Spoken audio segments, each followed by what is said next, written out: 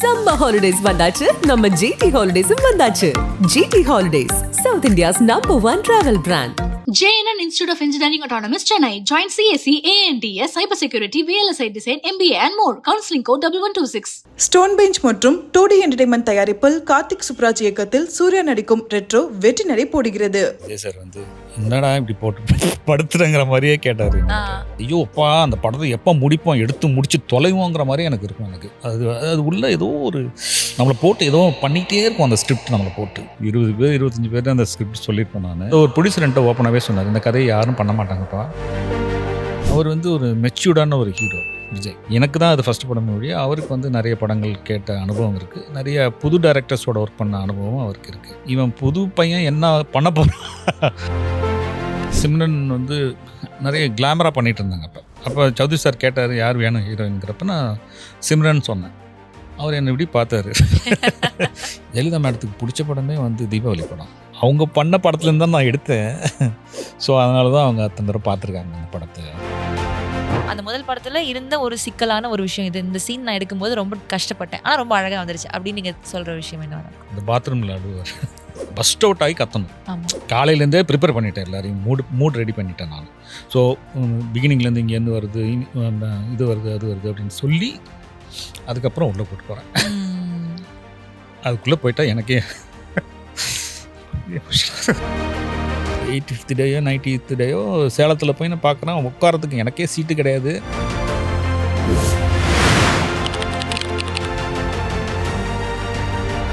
இந்த பாட்காஸ்ட்டில் நிறைய டிரெக்டர்ஸ், நிறைய ஆக்டர்ஸ் கூடலாம் வந்து I've had conversation. And looking back I feel so blessed to have a conversation with people like you. நான் உங்களோட ஒரு சில இன்டர்வியூஸ் பார்த்தேன், ஒரு சில ஆர்டிகல்ஸ் அபவுட் யூ நான் ரீட் பண்ணேன். அதில் எனக்கு வந்து ரொம்ப இன்ட்ரெஸ்டிங்காக பட்டது என்ன அப்படின்னா, like any other director who வேறு ஊரில் இருந்து சென்னைக்கு வந்து நான் வந்து படம் பண்ணும் அப்படின்னு ஆசைப்பட்ட ஒரு டிரெக்டரில் நீங்களும் ஒருத்தர்.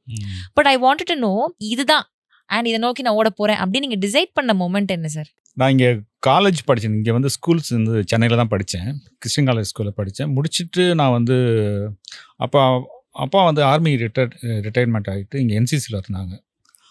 எல்லோரும் மாதிரி ஃபாதரும் வந்து இன்ஜினியரிங் வந்து அப்போ ரொம்ப கஷ்டம். இப்போ மாதிரி இன்ஜினியரிங் ஈஸி கிடையாது. நான் என்னோடய டைம்லாம் வந்து ரொம்ப கஷ்டமான விஷயம் இன்ஜினியரிங் காலேஜ் அப்படிங்கிறது. ஆனால் படித்தா உண்மையிலே பெரிய வேலையெல்லாம் கிடைக்கும். பட் இப்போ மாதிரி இருக்காது. இன்ஜினியரிங்க்கு ஒரு நல்ல மரியாதை இருந்த ஒரு காலம் அது. ஆனால் அதுக்கு வந்து ரொம்ப மார்க் வந்து ரொம்ப ஸ்கோரிங் இருக்கணும். நான் 48 or 50% தான் எடுத்தேன் நான் +2ல். ஸோ அதனால் எனக்கு கொஞ்சம் அப்செட் ஆகிட்டேன். எனக்கு இன்ஜினியரிங் கிடைக்கல. அப்புறம் நானாகவே ஒரு கோர்ஸ் செலக்ட் பண்ணி கோயம்புத்தூரில் வந்து ஒரு ஆட்டோமொபைல் இன்ஜினியரிங் கோர்ஸ்க்காக போய் ஜாயின் பண்ணேன். ஸோ அங்கே என்னுடைய லைஃப் வந்து அப்படியே சேஞ்ச் ஆகுது. ஸோ அந்த நான் எடுத்த கோர்ஸ் வந்து ரொம்ப ஒரு ப்ராப்பராக வந்து ஒரு ஒரு ஒரு ப்ராப்பரான ஒரு கோர்ஸ் கிடையாது அது. ஸோ அதுக்கான ஒரு மரியாதையும் கிடையாது அந்த கோர்ஸுக்கு அப்படிங்கிறது எனக்கு பாதியில் தான் எனக்கு தெரியுது. அப்போ இந்த பக்கம் காலை வச்சாச்சு, என்ன பண்ணுறதுன்னு தெரியல. சரி அப்போ என்ஜாய் பண்ணுவோன்னு சொல்லிட்டு காலேஜில் அங்கே நடக்கிற ஃபெஸ்டிவலில் அந்த இது ஃபங்க்ஷன் அது இதுலலாம் வந்து நிறைய கூப்பிடுவாங்க. அப்போ கூப்பிட்டு அப்போ ஒரு ப்ரோக்ராம் பண்ணலாம் அப்படின்னு சொல்லிட்டு அங்கே பண்ண ஆரம்பித்தேன் நான். பட் அது ரொம்ப பெரிய லெவலில் சக்ஸஸ் ஆச்சு. அங்கேயும் காமெடி ப்ரோக்ராம் தான் பண்ணேன் நான். அது பெரிய சக்ஸஸ் ஆச்சு. அது எனக்கு ஒரு பெரிய ஒரு ஹோப் கொடுத்துச்சு எனக்கு அந்த கோயம்புத்தூரில் பண்ணது. அப்புறம் அங்கேயே ஸ்கிரிப்டெல்லாம் எழுத ஆரம்பித்தேன். ரொம்ப லோன்லியாக ஃபீல் பண்ணேன் நான் அந்த ஏரியாவை. அது ஒரு ஹில் ஸ்டேஷன். அது காரமடையிலேருந்து ஒரு 15 கிலோமீட்டர்ஸ் ஒரு காட்டுக்குள்ளே இருக்கும் அந்த இது. ஸோ மனிதர்களை பார்க்கவே முடியாது அந்த இடத்துல. ஸோ அதனால் அங்கே உட்காந்து வழியே இல்லை, கதை எழுதியே ஆகணும். அப்படி எழுத ஆரம்பித்தது இதுதான் சினிமா தான் அப்படின்னு முடிவு பண்ண வச்சது கோயம்புத்தூர் தான் எனக்கு. ஓகே, ஸோ ஒரு சிச்சுவேஷன் ஜஸ்ட் உங்களை அப்படியே ஆக்கிடுச்சு. அண்ட் மேபி நீங்கள் அந்த டைம்ல தான் டிஸ்கவர் பண்ணியிருப்பீங்க இல்லையா, இது நமக்கு வரும், மேபி நம்ம ட்ரை பண்ணோம் அப்படின்ட்டு. ஆனால் சின்ன வயசுல இருந்து இந்த படம் பார்த்து அதெல்லாம் அப்போல்லாம் நிறைய படங்கள் பார்ப்பேன் நான். அம்மா வந்து சிவாஜியோட தீவிரமான ரசிகை. அதனால் சிவாஜி படமாக கூட்டிகிட்டு போவாங்க. அப்போ இங்கே ஒரு ஃப்ரெண்டு வந்து எம்ஜிஆரோட ரசிகை. நான் விசில்லாம் வாங்கிட்டு இந்த பழனியப்பா தேட்டர் இங்கே தான் பக்கத்தில் இருக்குது. இப்போ இடிச்சுட்டு ஏதோ கட்டிட்டாங்க. அந்த தேட்டரில் விசில் வாங்கிட்டோம்னா நாங்கள் போய் எம்ஜிஆர் படத்தில் போய் உட்காந்து விசில் அடித்து பார்த்துருக்குறோம். ஸோ அந்த மாதிரி நிறைய படங்கள்லாம் பார்த்து தான் வந்தேன். பட் சினிமாவுக்கு போகணும் அப்படின்னு என்னை வந்து ஒரு இன்ட்யூஷன் வந்தது. இதுதான் நமக்கு அப்படின்னு சொன்னது வந்து கோயம்புத்தூர் தான் எனக்கு. ஓகே. உள்ள வர்றப்போ எந்த ஒரு ஐடியாவில் வந்தீங்க? நீங்கள் வந்து ரைட்டர் ஆகணுன்ற ஆசை இருந்துச்சா, இல்லை படம் டிரெக்ட் பண்ணணும்னு இருந்துச்சா? எந்த மாதிரி ஒன்று சூஸ் பண்ணணும்னு நினச்சிங்க சார்?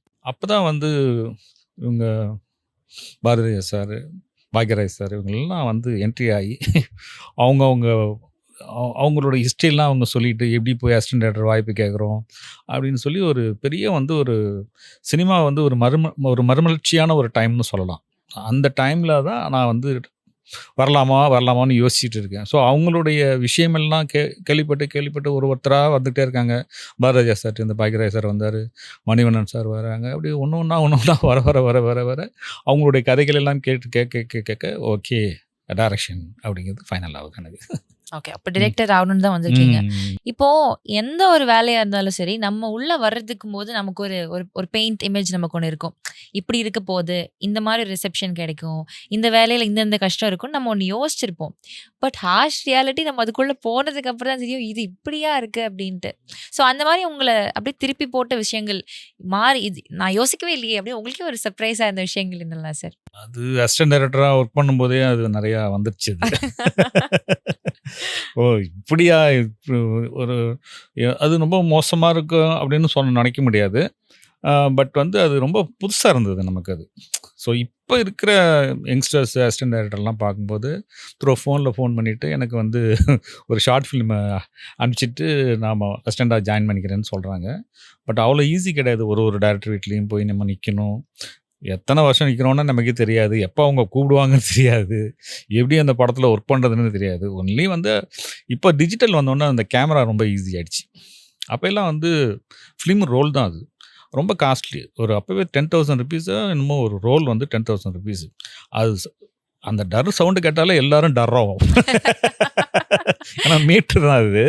ஸோ அவ்வளோ காஸ்ட்லியான ஃபிலிம் அது. ஸோ அதனால் கொன்றுவானுங்க.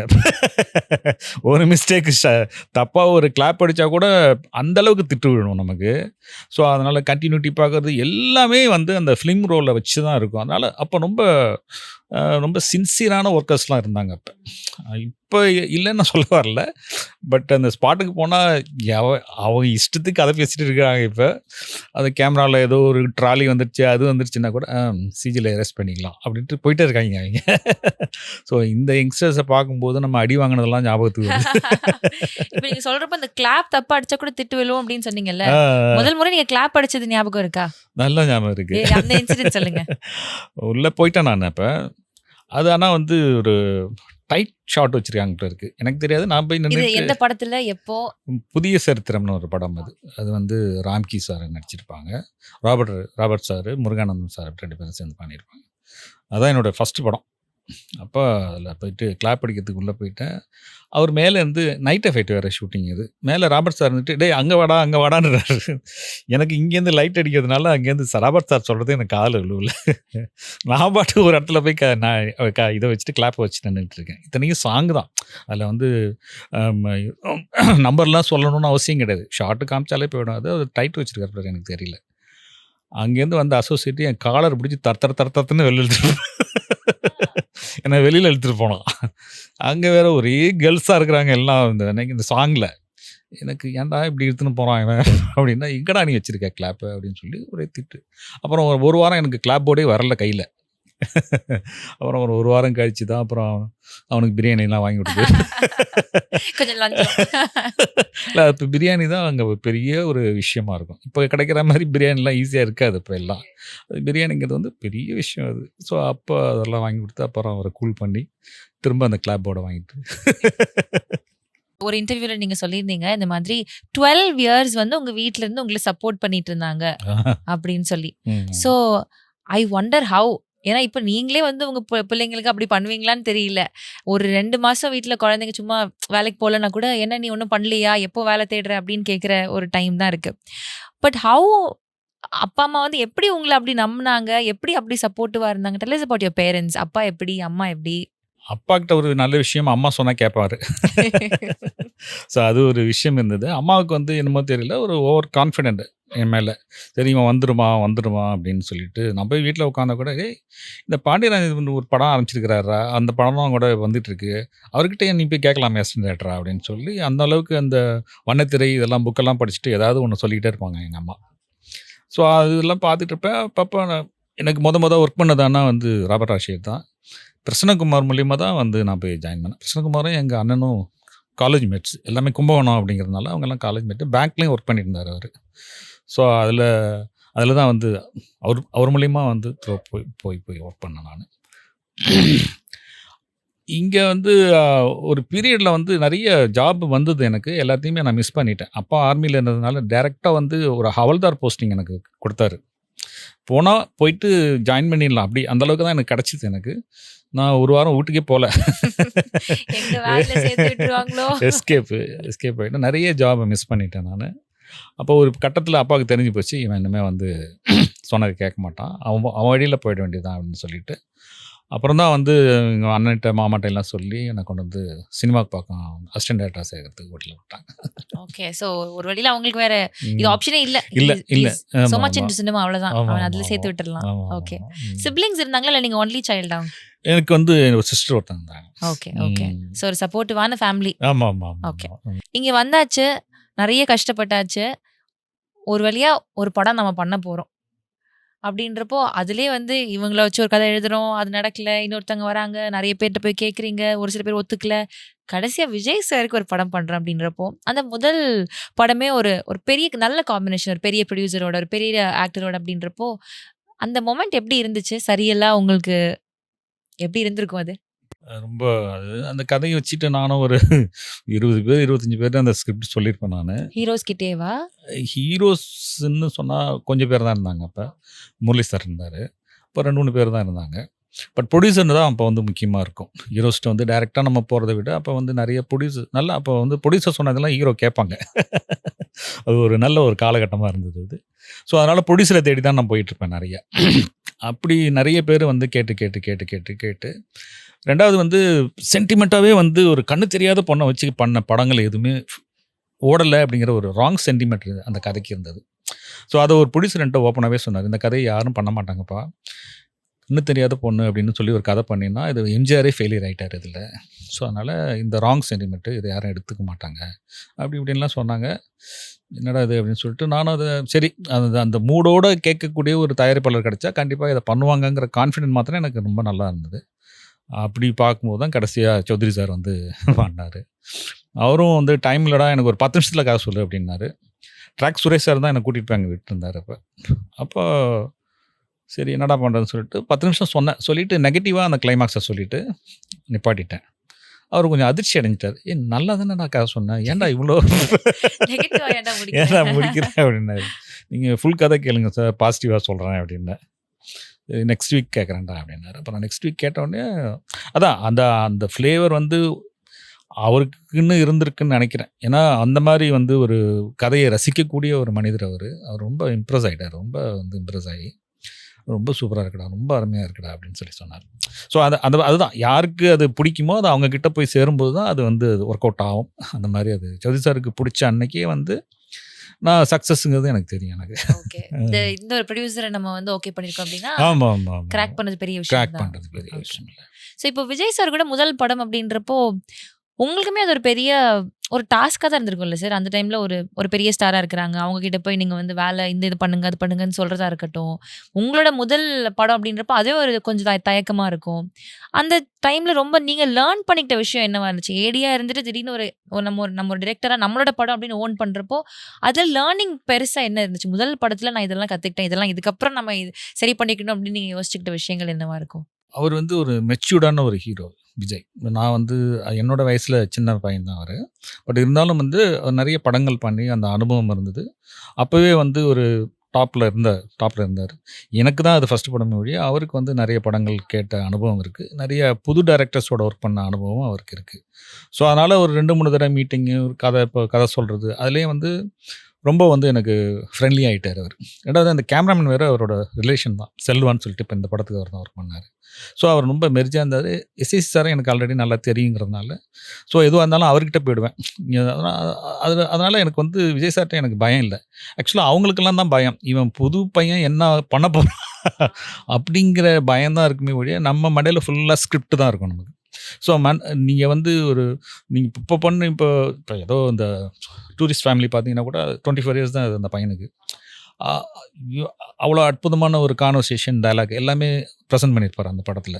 ஸோ எனக்கு பொறுத்த வரைக்கும் அவன் பயந்துருந்தானா அந்த படம் பண்ணியிருக்க முடியாது.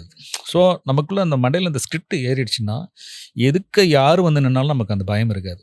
ரொம்ப தெளிவான ஒரு விஷயம் நமக்கு கிடச்சிரும் நமக்கு. ஸோ அவங்க வந்து விஜய் சார் எனக்கு வந்து குட்டியாக தான் எனக்கு கண்ணுக்கு தெரிவார் விடிய. அவர் விஜய் சார் அவருக்கு இது இருக்குது அது இருக்குது எனக்கு எதுவுமே தெரியாது. எனக்கு என் கண்ணுக்கு தெரியவே தெரியாது. இப்போ இன்றைக்கும் அதுதான். ஸோ எனக்கு அந்த ஸ்கிரிப்ட் மண்டையில் ஏறிடுச்சுன்னா அந்த ஆர்டிஸ்ட் வந்து அந்த கேரக்டராக தான் நான் பார்ப்பேனே ஒழிய நான் மாத்திரம் இல்லை, எல்லா டேரக்டரும் அது அப்படி தான். யாரும் பயப்பட மாட்டாங்க.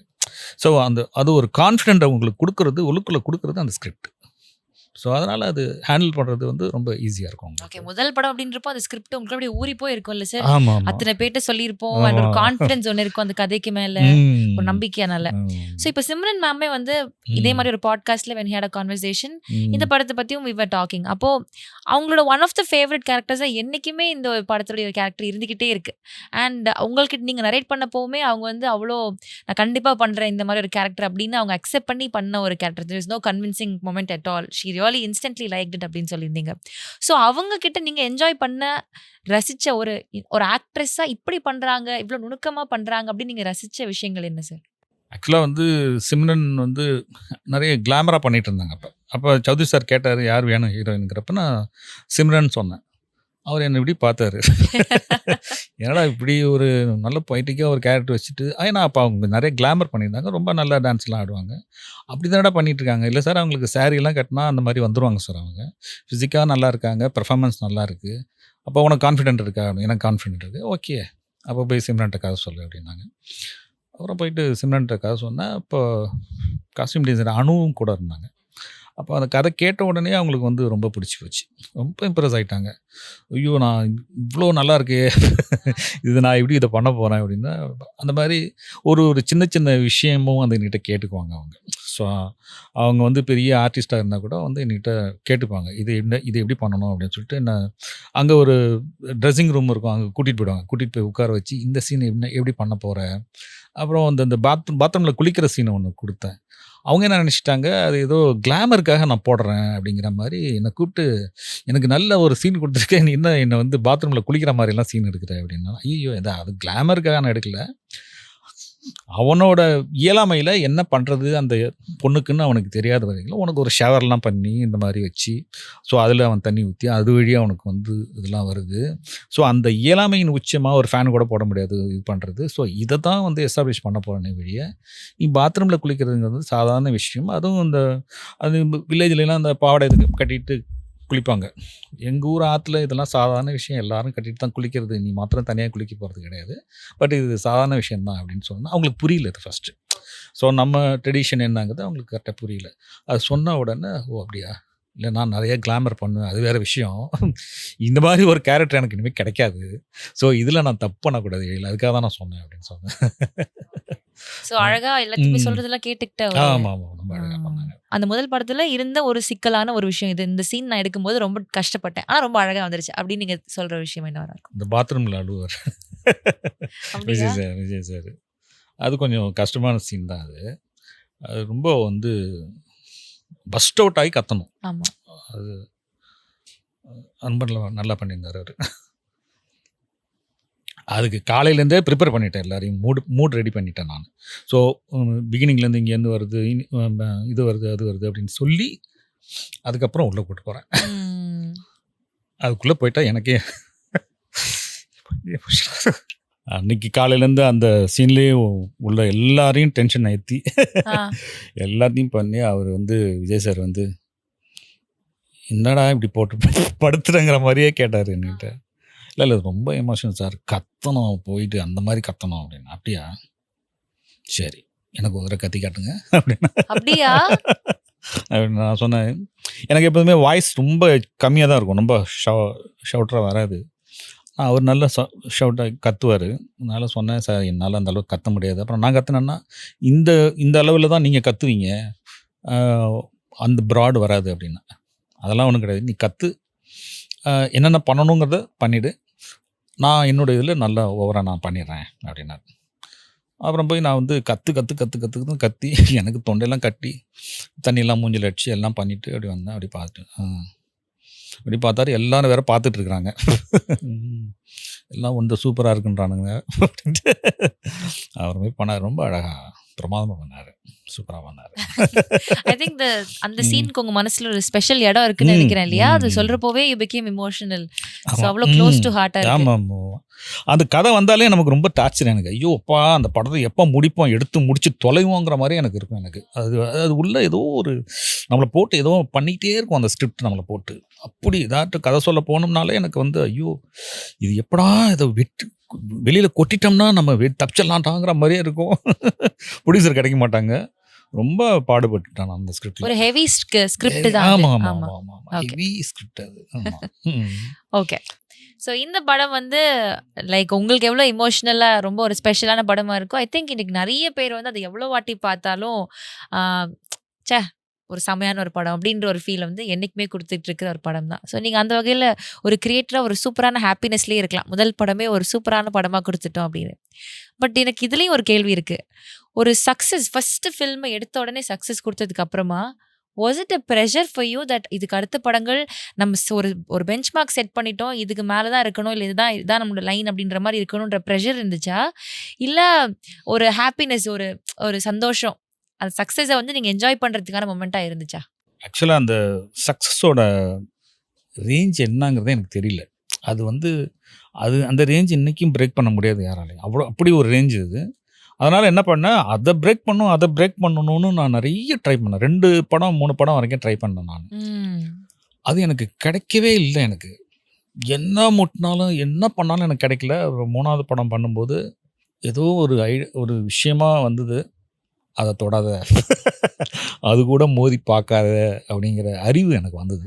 ஐயோ இந்த படம் நல்ல படம், நம்ம பண்ணிட்டு இருக்கிற படம், இது வந்து நல்லா ஓடுது, இது நல்லா போகுது, பட் அதோட காம்படிட் பண்ணணும்னு நினைக்காத, நீ அழிஞ்சு போயிடுவ அப்படின்னு நானே எனக்குள்ளே சொல்லிக்கிட்டு அதை அப்படியே ஓரமாக ஒதுக்கி வச்சுட்டு நீ பாட்டுக்கு நீ உன் வேலையை பாரு, இல்லைன்னா நீ வந்து கன்ஃபியூஸ் ஆகிடுவேன்.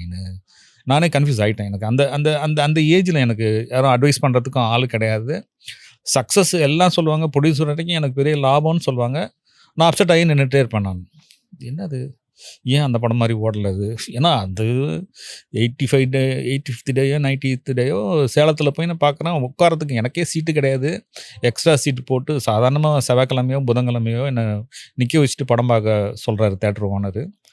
அந்த கற்று அந்த இது அதே மாதிரி கிளைமேக்ஸில் எல்லாம் எந்திரிச்சு நிற்கிறாங்க. அந்த வைப்பு வந்து அன்மேட்ச்டு. அது ஆமாம், அது வந்து கிடைக்கும்னு எதிர்பார்த்தது என்னோட தவறு.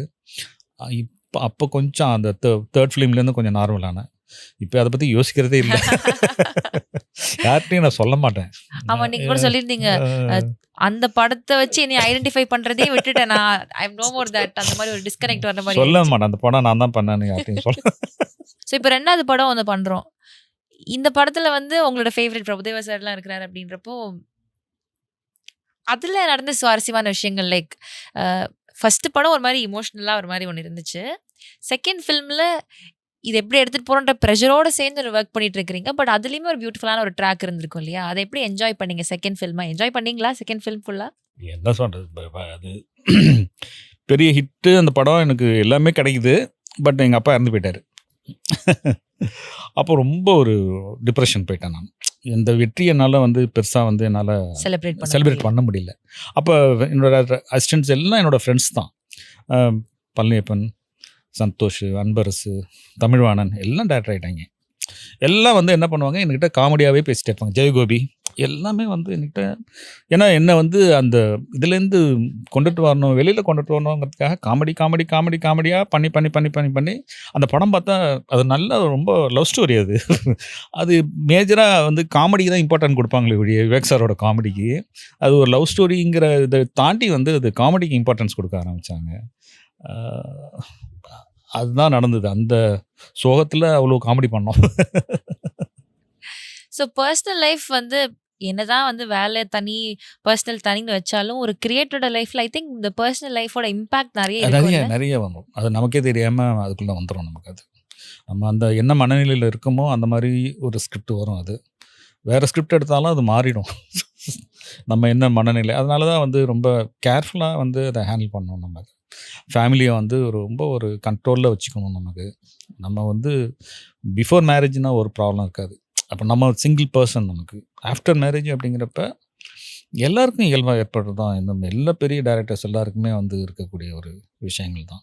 ஸோ ஃபேமிலிய வந்து நம்ம எப்படி வச்சுக்கிறோமோ, அதுதான் நம்மளுடைய அதில கொஞ்சம் ரிஃப்ளெக்ஷன் இருக்கும். இருக்கும். உங்களது லவ் மேரேஜா சார்? இல்ல அரேஞ்ச் அரேஞ்ச் மேரேஜ்.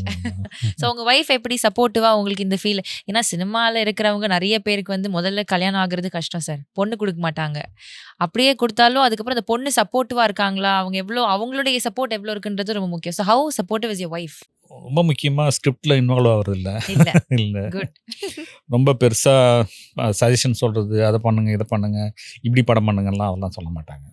ஸோ அவங்க வந்து வீட்டுக்கு போயிட்டோன்னா, அது ஒரு வேற ஒரு உலகமா எனக்கு இருக்கும் அது. ஸோ அதுதான் எனக்கும் தேவைப்படுது எனக்கு. நான் இங்கே ஆஃபீஸில் உட்காந்துட்டு நம்ம 24 ஹவர்ஸ் ஸ்க்ரீன் படத்தை பற்றி பேசிட்டு இருக்கக்கூடாது. நான் மறந்துடுவேன் நான். நான் எங்கேயாவது ஊருக்கு போனேன்னா, நான் வந்து ஒரு டைரக்டர்னே எவனுக்குமே தெரியாது அங்கே ஊரில். அந்த மாதிரி போயிடுவேன் நான். மேக்ஸிமம் ஹைட் ஆகிடுவேன் நான். நான் பாட்டுக்கு இறங்கி காலையில் வாக்கிங் போயிட்டு ஏதாவது ஒரு இந்த ஷேர் ஆட்டோவில் ஏறி எங்கேயோ போயிடுவேன் நான். ரொம்ப மினிமம் தான் என்னை கண்டுபிடிப்பாங்க. ஸோ அப்படி இருக்கிறது தான் நல்லாயிருக்குமே ஒழிய, சக மனிதரை கூட டவுன் டு எர்த் இறங்கிடுவேன் நான். ஸோ எங்கேயோ போய் உட்காந்துட்டு ஒரு இடத்துல டீ சாப்பிட்டுட்டு அப்படியே சுற்றிட்டு வருவேன். அதுதான் வந்து இயல்பாக இருக்கும். ஸோ அப்படி இருக்கும்போது அந்த லைஃப் தான் வந்து நல்லாயிருக்கும். அதனால் சினிமாவுக்குள்ளே வந்து ஃபேமிலியை கொண்டுட்டும் வரமாட்டேன்.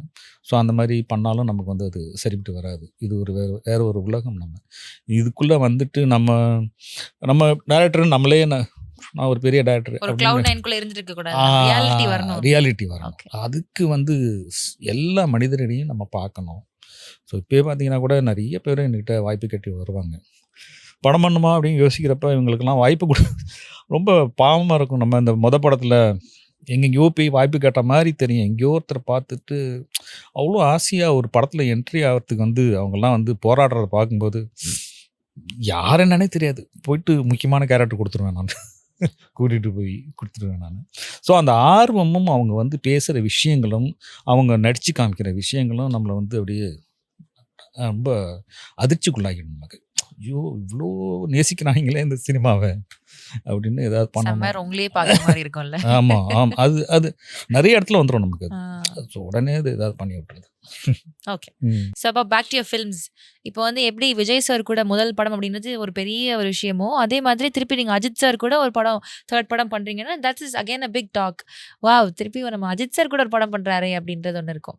ஸோ அந்த டைமில் என்ன மாதிரி கதை பண்ணணும்னு ஆசைப்பட்டீங்க? நீங்கள் ஆசைப்பட்டது தான் பண்ணீங்களா, இல்லை ப்ரெஷர்ஸ்னாலேயோ இல்லை வேறு ஏதாவது விஷயங்கள்னால கதை மாற்ற வேண்டிய நிலைமையெல்லாம் வந்துச்சா? இல்லை, ஆக்சுவலாக நான் வந்து கதை பண்ணும்போது அது ஹீரோ அஜித் சார் கிடையாது. நான் யாருன்னு தெரியல, நான் ரவி சாருக்காக ஒரு நல்ல ஒரு ஃபேமிலி ஸ்டோரி நான் பண்ணிட்டேன்.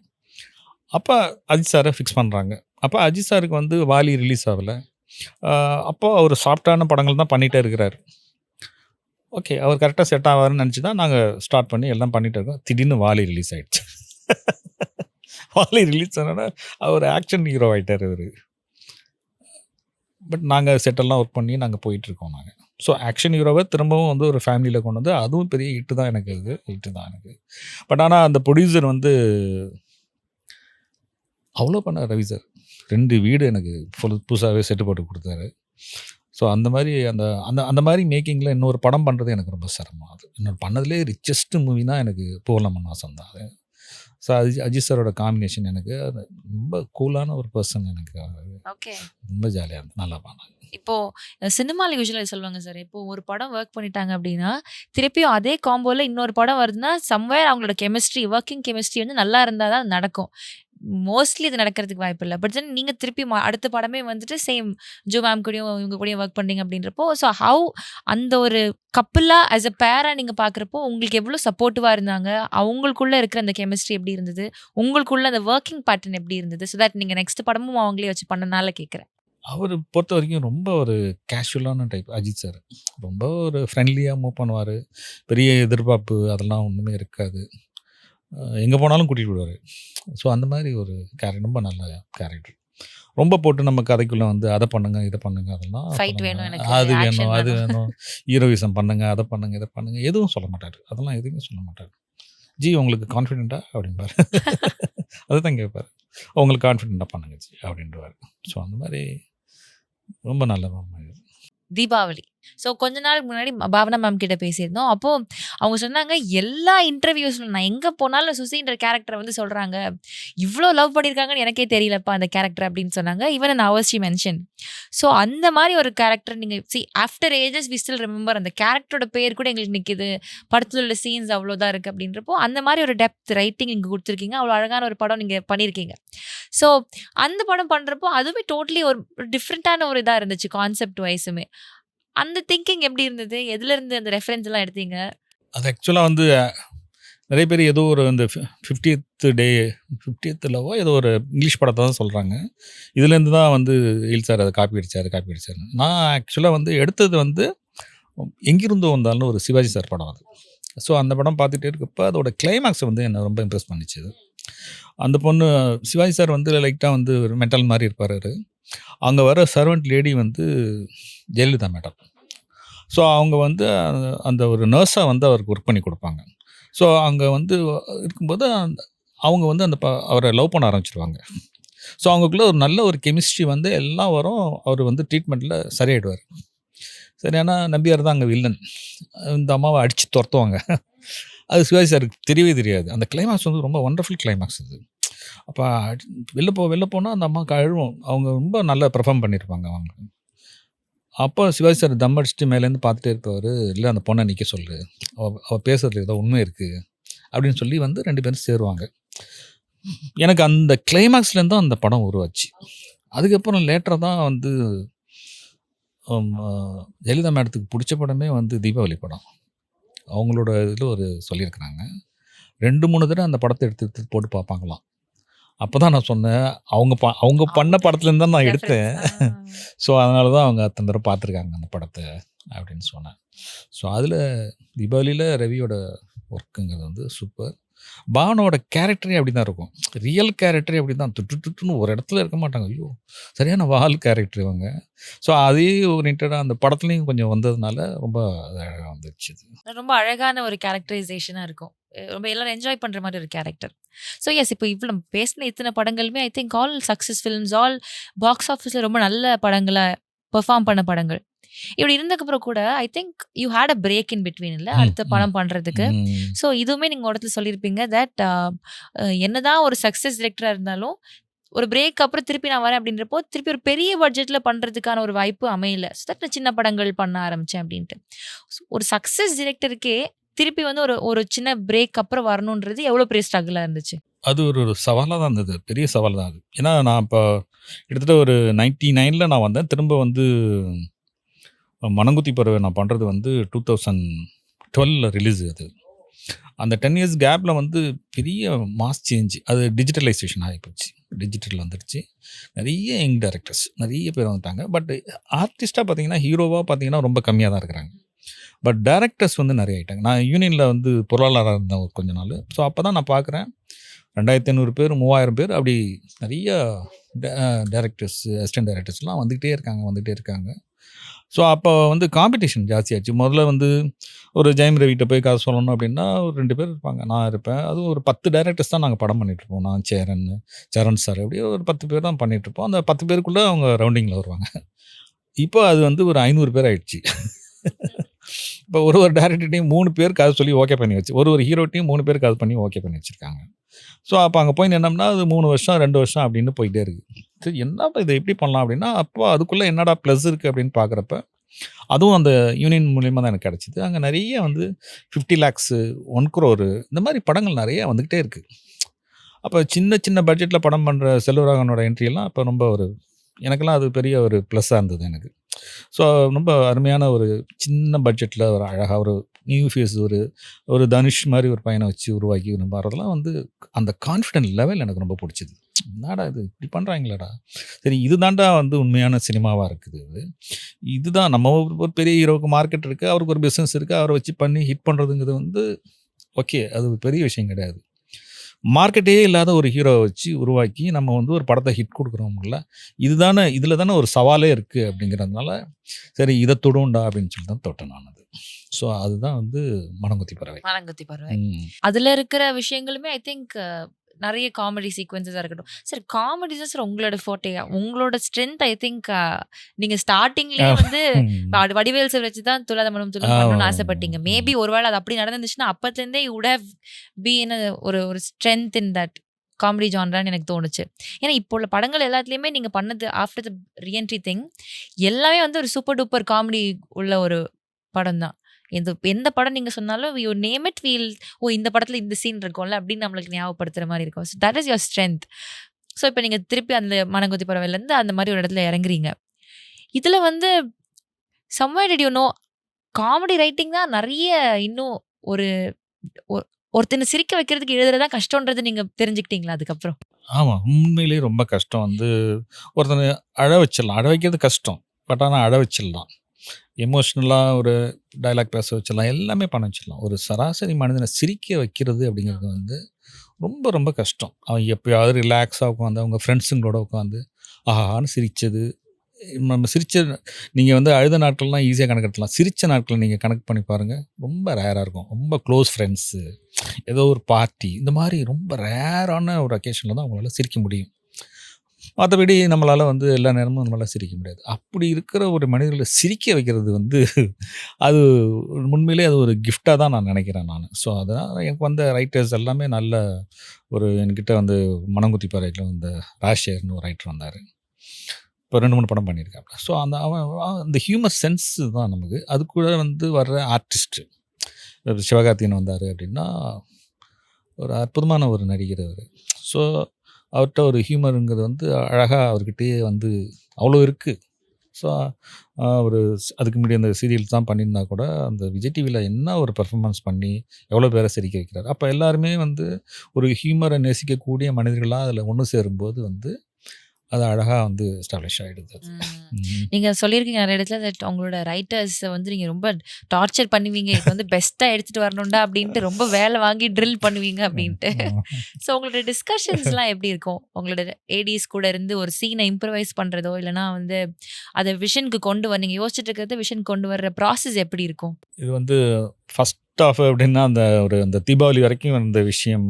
அப்போ வந்து ஸ்கிரிப்ட் வந்து எனக்கு பெருசாக பண்ண தெரியாது. நான் ஒன்று பிடிச்சிடுவேன், இந்த மாதிரி எங்கிருந்தோ வந்தாலேருந்து ஒரு பேஸ் எடுத்துடுவேன். அந்த ஸ்கிரிப்ட்னு அதுக்குள்ளேயே போவேன். அது வந்து ரொம்ப பர்ஃபெக்ட் ஸ்கிரிப்டாக போயிட்டு இருக்கும். காமெடி வந்து என்டையர்லி அப்படியே டிஃப்ரெண்ட்டாக இருக்கும். ஸோ அது எதை நோக்கி போகும் அப்படிங்கிறது ஒரு சின்னதாக ஒரு நாட்டு மாத்திரம் எடுத்துக்குவோம். இப்போது வேலைன்னு வந்த வெள்ளக்காரன்னு ஒரு படம் பண்ணேன். ஸோ அதில் வந்து என்னோடய அசிஸ்டண்ட் ஒரே ஒரு லைன் தான் சொன்னார். ஒரு போலீஸ் வேலை வாங்கி தரேன்னு சொல்லி ஏமாற்றிட்டான், அந்த பொண்ணுக்கிட்ட அவன் படுற பாடு தான் அப்படின்னாரு. இந்த லைனுக்கும் படத்துக்கும் சம்மந்தம் இருக்காது, கொஞ்சம் தான் இருக்கும் அது. இதுதான் லைன். ஸோ இதுதான் எனக்கு ஒரு விஷயமா கிடைக்குது. இதை வந்து டெவலப் பண்ணக்கூடிய அறிவு எங்கே வருது அப்படின்னா, எனக்கு இந்த வெட்டித்தனமாக ஒரு 2-3 வருஷம் படம் இல்லாமல் உட்காந்துருந்தேன்ல, அப்போ நிறைய கதைகள் பண்ணிக்கிட்டே இருக்கிறேன் நான். நிறைய கதைகள் ஆனால் அந்த கதை எதுவுமே நான் இது வரைக்கும் படம் பண்ணலை. நல்ல கதைகள்லாம் அதுக்குள்ளே இருக்குது, நான் பண்ணலை. பட் ஆனால் காமெடிக்கு வந்த பிறகு எந்த ப்ரொடியூசர் வந்தாலும் சிரிச்சிட்டே வருவாங்க. என்னன்னா, எனக்கு ஒரு காமெடி படம் பண்ணுங்க அப்படிம்பாங்க. ஓகே வாங்க அப்படின்னு சொல்லி உட்கார வைக்கிறது. ஸோ அந்த மாதிரி ஒரு வரி தான் எனக்கு கிடச்சிது. அது போலீஸ் வாயிலாம் வாங்கி தரேன்னு சொல்லிட்டு ஏமாற்றிடுவான், அதனால படுற அவஸ்தை தான் அப்படிங்கிறப்ப அது ஒன்றா தொட்டு போகும்போது அந்த ஸ்கிரிப்ட் வந்து ஒரு 4 பெரிய ரைட்டர்ஸை உட்கார வச்சு நம்ம பண்ணும்போது எப்படி பண்ணால் கரெக்டாக இருக்கும் அப்படிங்கிறது வந்து அதுக்கப்புறம் தான் எனக்கு தெரிஞ்சதே வழியே. என்னோட ஃபஸ்ட் படம் பண்ணும்போதெல்லாம் எனக்கு அது தெரியல. ஸோ இப்போ நடுவில் பேசுகிறப்போ சொன்னீங்க, நான் ஒரு 2-3 இயர்ஸ் வந்து when I was at home நான் ஒர்க் பண்ண அந்த டைமில் நிறைய ஸ்கிரிப்ட்ஸ் பண்ணேன் அப்படின்ட்டு. நிறைய ஸ்கிரிப்ட்ஸ் பண்ணேன், அதுன்றதுலாம் தாண்டி அந்த வீட்டில் ஐடலாக இருக்கிறது வேலை இல்லை. பிகாஸ் வேலை நிறைய செஞ்சுட்டு இருக்கிறவங்கள அவங்களுக்கு நீங்கள் கொடுக்குற மிகப்பெரிய பனிஷ்மெண்ட்டே ஒரு கொஞ்ச நாள் வந்து வேலை இல்லாமல் நீ சும்மா இருன்னு சொல்கிறது தான். அதை அவங்களால ஏற்றுக்கவே முடியாது, பண்ணாமல் இருக்கவும் முடியாது. So how heart it was for you mentally ஒரு வேலை பண்ண முடியாமல் இல்லை வேலை செய்யாமல் கொஞ்ச நாள் இருக்கிறது எவ்வளோ கஷ்டமாக இருந்தது? வேலை எப்படின்னா ஷூட்டிங் மாத்திரம் தான் வேலைன்னு இல்லை. இப்போ எனக்கு வந்து ரைட்டிங் இருக்குது, நான் நிறைய படங்கள் பார்ப்பேன், நிறைய படங்கள் பார்ப்பேன் நான். அதுவும் அந்த ஃப்ரீ டைமில் நிறைய வேர்ல்டு மூவிஸ் எல்லாம் நிறைய பார்க்க ஆரம்பிச்சிட்டேன், நிறைய புக்ஸ் இப்போ படிக்க ஆரம்பித்தேன் நான். ஸோ அதனால் வந்து போர் அடிக்காது நமக்கு. சும்மா வெட்டியாக உட்காந்துருக்கேன். எங்கே ரொம்ப யோசிச்சு பார்த்தீங்கன்னா டேரக்டர் வேலையெல்லாம் வெட்டியாக தான் இருப்போம். ஏதாவது ஒரு 50 நாள் தான் ஷூட்டிங்கு, ஒரு படத்தோட ஷூட்டிங் டேஸ்னால் 50 நாள் தான் இருக்கும் நமக்கு. அந்த இயர் ஃபுல்லாக நம்ம என்ன பண்ணியிருப்போம்னா அது ப்ரிப்பரேஷன் தான். அந்த 50 டேஸ் நம்ம என்ன பண்ண போகிறோம் அப்படிங்கிற ப்ரிப்பரேஷன் தான் நம்ம பண்ணிகிட்ருப்போம். ஸோ அதனால் நீங்கள் வந்து எனக்கு வந்து லேசியாவோ இந்த சினிமா விட்டு போயிட்டவங்க எந்த எண்ணமும் கிடையாது. என்றைக்கு இருந்தாலும் நம்மளால் ஸ்கோர் பண்ண முடியுங்கிற கான்ஃபிடென்ட் எனக்கு இருந்தது. சரி ஓகே நம்ம ஸ்கிரிப்ட் பண்ணுவோம், இந்த ஸ்கிரிப்ட் வந்து இந்த டைம் கிடைக்காது ஸோ அப்படின்னு சொல்லிட்டு இப்போ கூட ஒரு ப்ரொடக்ஷனில் உட்காந்தும்போது என்னோட ரைட்டர் ஒருத்தர் ஜோதி சொல்லுவார், ஆனால் எப்போ வேணாலும் பிடிச்சிட்டு வருவான் டபால்னு நாளைக்கு ஆரம்பின்னு சொல்லுவான். அப்போ போய் உட்காந்து நம்ம ஸ்கிரிப்ட் பண்ணோம்னா வெட்டியாக உட்காந்துருக்க இந்த நேரத்தில் பண்ணுவோன்னு ஏதாவது பேசிகிட்டு இருப்போம், கதை பண்ண மாட்டோம். ஏதோ பேசி அரட்டை அடித்து உயிரை வாங்கிட்டு உட்காந்துருப்போம், கதை பண்ண மாட்டோம். அப்போ என்ன வந்துடுவாங்க என்ன ப்ரொடியூசரு நீங்கள் பண்ணுவோண்ணே அப்படிம்பாரு. ஸோ அந்த நேரத்தில் நம்ம உட்காந்து பண்ணிகிட்டு இருக்கிறது. ஸோ அதனால் நான் சும்மா இருந்தேன் அப்படின்னு சொல்கிறத விட நல்லா நிறைய விஷயங்கள் எனக்கு கிடைச்சிது எனக்கு. ஓகே. ஸோ அந்த ப்ரிப்பரேஷன் மோட்ல ஆமாம் இருந்திருக்கீங்க. ஓகே. ஆமாம் ஆனால் நீங்கள் சொன்னது மேல் லாட் ஆஃப் சென்ஸ். ஒரு டைரக்டருக்கு வந்து ஒரு வருஷத்துல இப்போ 50 டேஸ் தான் அந்த ஷூட்டிங் பீரியட்னா அதுதான் ஆக்சுவல் ஒர்க். பட் அதுக்கு பின்னாடி இருக்கிறதெல்லாம் ப்ரிப்பரேஷன்ஸ். ஸோ படிக்கிறது, மூவிஸ் பார்க்கறதுன்றது. Yeah, it made lot of sense. Okay. So இப்போ தேசிங் ராஜா, that is again another laughing riot. அதில் உள்ள சீன்ஸாக இருக்கட்டும், யோசிச்சு பார்க்கும்போது அதுவுமே ரொம்ப ஹிலீரியஸான ஒரு விஷயம். ஸோ அந்த படத்துடைய பார்ட் 2 அப்படின்றப்போ இப்போ நீங்கள் எடுத்திருக்கிற படம் June 11th ரிலீஸ் ஆகிறதுக்காக இருக்கு இல்லையா சார்? ஸோ அது எந்த மாதிரி கதையாக இருக்க போகுது, என்ன புதுசாக இதில் இருக்குது? நீங்கள் பண்ண இத்தனை படங்கள் காமெடி ஃபிலிம்ஸை விட இதில் என்ன டிஃப்ரென்ஸ் இருக்குன்னு நாங்கள் எக்ஸ்பெக்ட் பண்ணலாம்? நிறைய டிஃப்ரென்ஸ் அப்படின்னு சொல்ல முடியாது. இப்போது தேசிங் ராஜா பார்ட் 1 பார்த்தோம், அது ஒரு வில்லேஜ் பேஸ்டு ஸ்கிரிப்டாக இருந்திருக்கும். ஸோ அது வந்து ஏதோ ஒரு அதுக்கும் வந்து ஸோ அதுக்கு அது வந்து வில்லேஜில் விமல் பண்ணியிருப்பார் அதில். ஸோ இந்த படத்தில் வந்து விமல் பண்ணியிருக்காரே ஒழிய அந்த ஸ்கிரிப்டுக்கும் இதுக்கும் எந்த சம்மந்தமும் கிடையாது. கண்டினியூட்டியோ அதெல்லாம் எதுவுமே கிடையாது. அது ஆக்சுவலாக வந்து வில்லேஜ், இது வந்து சிட்டி. ஓகே. இது வந்து ஒரு சிட்டி சப்ஜெக்ட் தான். ஆக்சுவலாக இது வந்து எனக்கு வந்து போலீஸ் அகாடமின்னு முதல்ல ஒரு சீரீஸ் வரும், ஒரு இங்கிலீஷ் சீரீஸ். அது படமாக தான் வந்தது. ஒரு 6 எபிசோட் 6 படமாக என்னமோ வந்தது அப்போ. ஸோ அதில் வந்து அந்த யங் போலீஸ் ஆஃபீஸர்ஸ்லாம் என்னென்ன பண்ணுவாங்க அப்படின்னு சொல்லி அமெரிக்கன் மூவி. அது ரொம்ப காமெடியாக இருக்கும். நான் இப்போ சின்ன வயசில் நான் பார்த்தது எனக்கு. ஸோ அந்த மாதிரி ஒரு போலீஸ் ஸ்டேஷன் ரொம்ப கேவலமாக இருந்தால் எப்படி இருக்கும், மொத்த பேர் மென்டலாக இருந்தால் எப்படி இருப்பானுங்க இவனுங்க. ஸோ அவங்களுக்கு வர பிரச்சனையும் அவனுங்களோட ரொம்ப மோசமாக இருக்கும். சிங்கமுலி, அப்புறம் சாம்ஸு, இந்த விமல் கூட இருக்கிற இந்த போலீஸ் ஆஃபீஸர்ஸ் எல்லாருமே வந்து கொஞ்சம் அரை மென்டலாக இருப்பாங்க. ஸோ அவங்களுக்குள்ளே நடக்கிற விஷயம் எப்படி இருக்கும் அப்படிங்கிறது தான் வந்து ஃபீல் பண்ணி அந்த ஸ்கிரிப்டாக பண்ணோம் நாங்கள் அதை. ஸோ அதுதான் அதோட விஷயம். ஒரு காலேஜில் படித்த 3 பேர் பிரிஞ்சிருவாங்க. ஸோ அவங்க 3 பேர் சேரும்போது ஒருத்தர் வித்தியாசமான கேரக்டரில் இருப்பாங்க. ஸோ அது ஒரு சென்டராக ஒரு போலீஸ் ஸ்டேஷனை வச்சுக்கிட்டு அந்த போலீஸ் ஸ்டேஷனுக்குள்ளே நடக்கிற விஷயங்களை தான் அதுக்குள்ளே பண்ணோம். அது நல்ல காமெடி ஒர்க் அவுட் ஆயிடுச்சு. நீங்க சொல்ற அந்த நபர்கள் பேரை சொல்லும் போதே இவங்கெல்லாம் சேர்ந்தா அப்படின்னு நமக்கு ஒரு எக்ஸ்பெக்டேஷன் ஒன்று வரும்ல. ஸோ அதுவே வந்து அப்போ கன்ஃபார்மா ஏதோ ஒன்று இருக்கு அப்படின்றதுதான். ஸோ as I said, ஒவ்வொரு சீன்ஸையுமே நீங்க வந்து அழகாக கன்சீவ் பண்ணி எங்களுக்கு கொடுக்குறீங்க. தட் எங்களுக்கு மெமரியில் அது எனக்குமே இருக்குது. ஒரு காமெடி அப்படின்றது இன்னும் மெமரியில் இருந்துகிட்டே இருக்குது. And we love it. எத்தனை வாட்டி பார்த்தாலும் அதில் சலிச்சு போகல. ஸோ இப்போ நீங்கள் சொல்கிற இந்த கதையில் வந்து ஃப்ரெண்ட்ஸ் 3 காலேஜ் ஃப்ரெண்ட்ஸ் இருக்கிறாங்க. அவங்க திருப்பி மீட் பண்ணி ஒன்றா லைஃப்பில் மீட் பண்ணால் எப்படி இருக்கும் அப்படின்றது. உங்கள் லைஃபோட காலேஜ் ஃப்ரெண்ட்ஸ் நீங்கள் திருப்பி மீட் பண்ணுறீங்களா? I you in still touch with your friends, college friends எல்லாம்? ஆமாம். அது இப்போ இந்த ஸ்கூலில் படித்தப்போ இங்கே இந்த பையனில் ஒருத்தன் தான் நான் மீட் பண்ணியிருக்கேன் நான். அப்புறம் நான் வந்து வில்லேஜ்லேருந்து வந்ததுனால வில்லேஜில் வந்து பாதி பேர் எங்கேயாவது சிங்கப்பூர் போயிடுவானுங்க, மலேசியா போயிடுவானுங்க. ஸோ அப்பப்போ அசம்பிள் ஆகி மீட் பண்ணிக்கிறது தான் எல்லாருமே மீட் பண்ணுறது. ஆமாம் ஆமாம். Still in touch with your friends. ஆமாம் ஆமாம் ஆமாம். எல்லாரும் மீட் பண்ணி சினிமாக்குள்ளே வந்ததுக்கு அப்புறம் ஃப்ரெண்ட்ஷிப்ன்றது எவ்வளோ முக்கியமாக இருந்தது சார் உங்களுக்கு? இங்கே வந்து ஃப்ரெண்ட்ஸ் வந்து ரொம்ப முக்கியமாக இருப்பாங்க. அதுவும் அந்த யூனியன் சைடெல்லாம் போனதுனால ரொம்ப சீனியர் செலுமணி சாருக்கும் எனக்கும் பயங்கர வேரியேஷன் இருந்தாலும் ரொம்ப ஒரு நட்போடு இருப்பாங்க. நிறைய டைரக்டர்ஸ் வர டைரக்டர்ஸ் எல்லாருமே ரொம்ப அன்பாக இருப்பாங்க. ஸோ அவங்க கூட மீட் பண்ணுறது, இப்போ இருக்கிற உதயகுமார் சார், பேரரசு, அந்த மாதிரி நிறைய டைரக்டர்ஸ் எல்லாருமே வந்து பார்த்திங்கன்னா அவங்க பியாண்ட் தட் எல்லாரும் ஒன்றா சேரும்போது ஏதோ காலேஜில் ஒன்றா படிச்சுட்டு வெளியில் வந்த மாதிரி அடிக்கிற கூத்து தாங்காது. ஸோ அதனால் எல்லாருமே வந்து ஒரு நல்ல டீம் இருக்காங்க. ஒரு நல்ல team. Very nice to hear actually. ஒரு ப்ரொஃபஷனில் இருக்கிறப்போ அந்த ப்ரொஃபஷன்லேயே நமக்கு கலீக்ஸ் எல்லாம் ஃப்ரெண்ட்ஸாக இருக்காங்க அப்படின்றது இட்ஸ் அ பிளெஸிங் தான். அண்ட் ஒன் மோர் திங், இப்போது நீங்க ஒர்க் பண்ண எல்லா ஹீரோஸுமே நீங்க ஒர்க் பண்ண டைம்லயே அவங்க எல்லாம் பெரிய பெரிய ஸ்டார்ஸா இருந்தாலும் இன்னைக்கு அவங்க எல்லாம் உச்ச நட்சத்திரங்களா இருக்கிறாங்க. அண்ட் சே ஃபார் சிவகார்த்திகேயன் அவங்க எல்லாம் வந்து இன்னைக்கு ஒரு மெகா ஸ்டாரா இருக்கிறாரு அப்படின்றப்போ ஹவு ஹாப்பி ஐயோ அவங்களை யோசிக்கிறப்போ சரி இவங்க கூட நம்ம ஒர்க் பண்ணியிருக்கோம் அண்ட் இன்னைக்கு அவங்க வந்து இந்த நிலமையில இருக்கிறாங்கன்றப்போ இது எப்படி இருக்குன்னா டீச்சர்ஸ் எல்லாம் சொல்லுவாங்கல்ல, நான் படிச்சு கொடுத்த பையன் என்கிட்ட 12th படிச்ச பையன் இப்போ பாரு இந்த வேலையில் இருக்கான், எனக்கு சந்தோஷமா இருக்கு அப்படின்னு ரொம்ப பெருமையா சொல்லுவாங்க. ஸோ அந்த மாதிரி how happy I you about these people? ரொம்ப ஹாப்பியாக இருக்கும் எனக்கு. நம்ம சிவகார்த்திகேயன் வந்ததாகட்டும், இப்போ சூரி வந்துட்டு கூட. ஸோ ரொம்ப பெரிய ஆச்சரியம். சூரி எல்லாம் வந்து வர்றது வந்து எனக்கு ரொம்ப ரொம்ப சந்தோஷமா இருக்கும் எனக்கு. ஒரு ஹீரோவாகி இப்போ வந்து அவ்வளோ சூப்பரா இருக்கிறாரு சார். அவரோட பெர்ஃபார்மன்ஸ் எல்லாம் பார்க்குறப்போ சரி நீங்க எப்படி காமெடி பண்ணிருந்தீங்க இன்னைக்கு சார் அழ வைக்கிறீங்க அப்படின்ற மாதிரி இருக்கு அவரோட பெர்ஃபார்மன்ஸ். ரொம்ப ஒரு நல்ல விஷயமா இருக்கும் எனக்கு. அவங்க நம்ம கூடவே இருந்தவங்க வளர்ந்து ஒரு பெரிய ஆளாக இருக்கும்போது இந்த இண்டஸ்ட்ரியில் நம்மளும் இருக்கோம் அவங்களும் இருக்கோம் அப்படிங்கிறப்ப ரொம்ப நல்ல ஒரு விஷயமா எனக்கு வருது. ஸோ எஸ், நிறைய விஷயங்கள் பேசணும். It was really nice talking to you. நீங்கள் என்னதான் வந்து ரொம்ப ஜாலியான ஒரு பர்சன், நிறைய ஜாலியான கதைகள்லாம் எடுத்தாலும் டீப் டவுன் ரொம்ப சென்சிட்டிவ், ரொம்ப ஒரு இமோஷனலி பவுண்ட் பர்சனாக இருக்கீங்க. அதனால தான் ஐ திங்க் உங்களோட கதைகளில் சம்வேர் எங்களுக்கு ஒரு கனெக்ட் அந்த ஆடியன்ஸ் கூட இருந்துகிட்டே இருக்குது அப்படின்னு நான் நம்புகிறேன். ஸோ எஸ், இன்னும் நிறைய படங்கள் பண்ணுங்கள் சார், என்டர்டெயின் பண்ணிக்கிட்டே இருங்க. உங்களோட படங்களுக்கு நாங்கள் என்றைக்குமே சப்போர்ட் பண்ணிகிட்டே இருப்போம். Thank you so much. தேங்க்யூ. அதே மாதிரி நான் வந்து இந்த மாதிரி ரொம்ப ரொம்ப எமோஷனல் ஆனல. என்ன ரொம்ப ரொம்ப ரொம்ப ஏதோ எங்கேயோ கேள்வி உங்களோட கொஸ்டின் அப்படி என்ன ஹர்ட் பண்ணிடுச்சா தெரியல. ரொம்ப நல்லா கேட்டீங்க. Thank you so much. Summer holidays வந்தாச்சு, நம்ம ஜிடி ஹாலிடேஸும் வந்தாச்சு. GT holidays, South India's #1 travel brand.